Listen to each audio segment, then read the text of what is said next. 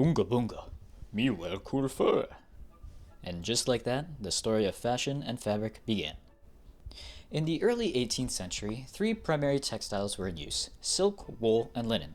Silk dominated trade along the Silk Road and into Europe. By the mid-century, France, England, and Italy led in silk production. Reserved for the aristocracy, silk was a luxury, while wool clothed the lower classes. Then came cotton. Though developed earlier in India, cotton's trade with Europe surged in the 17th century. Its vibrant floral prints caused an uproar in the European markets. To protect their silk industries, France and England banned printed cotton imports, but the British soon industrialized cotton manufacturing and forced India to buy British milled cotton, as they're known to do. This marked a turning point in the Industrial Revolution. By the end of the century, cotton had become the most popular textile across Europe. Ah, the 1800s. What horrors await us? Cotton was the textile, but its dominance came at a steep price. Horrendous labor conditions, rampant child labor, and the brutal expansion of slavery. Cotton became America's cash crop. From 1800 to 1860, the enslaved population in the southern U.S. increased by 500% to meet global demand. Silk persisted among the elite, but cotton had clearly taken the crown. At the century's start, cotton and linen were the daily staples. Wool, once a mainstay, was increasingly reserved for outerwear.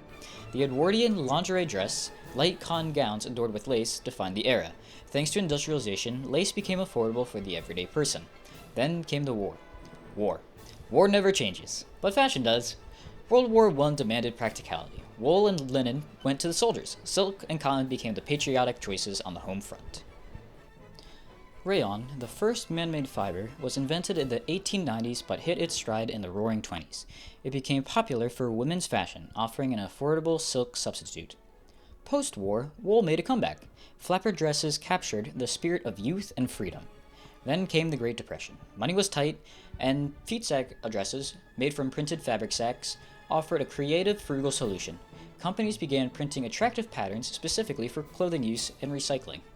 Rayon continued its ascent, but by the late 1930s, a new synthetic was emerging: nylon. Nylon had caused a great sensation. Stockings were being sold out fast, so fast in fact, that on May 15, 1940, the day became known as Nylon Day due to how much it was selling out. But that was short-lived. Nylon quickly shifted from fashion to function. Wartime needs redirected it to parachutes, ropes, and military gear. Silk, largely sourced from Japan, also started vanishing at this time. Wool and cotton went to the front lines, which left rayon and blends for civilians. Synthetics! The post-war boom brought three textile game changers, this being polyester, acrylic, and spandex. These low-maintenance, wrinkle-resistant fibers revolutionized fashion. Cotton remained popular but was often blended to boost practicality. In the 1960s, synthetic fibers improved further. Space-age fashion embraced PVC, lurex, and sleek silhouettes. Just as man landed on the moon, fashion launched into the future.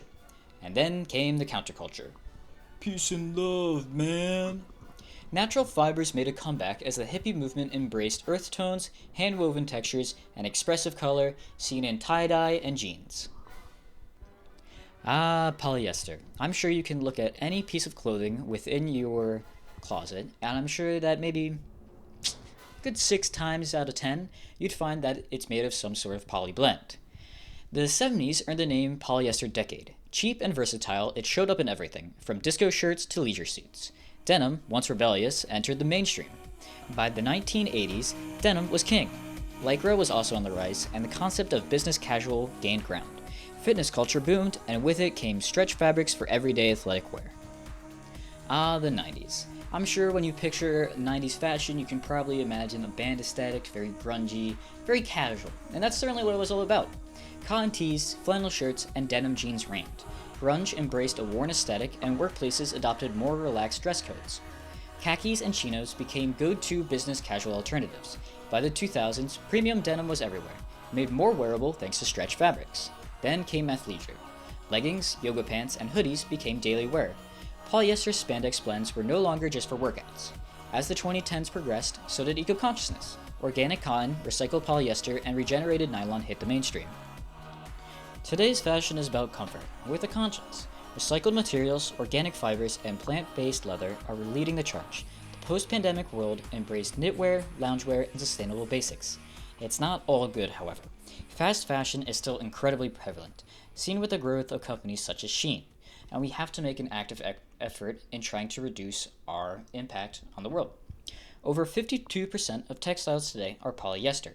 Cotton holds steady at 24%, while wool has dwindled to just 1%. These numbers tell the story of a shifting global wardrobe. And that's pretty much the history of textiles. It's shaping who we are, what we wore, and more.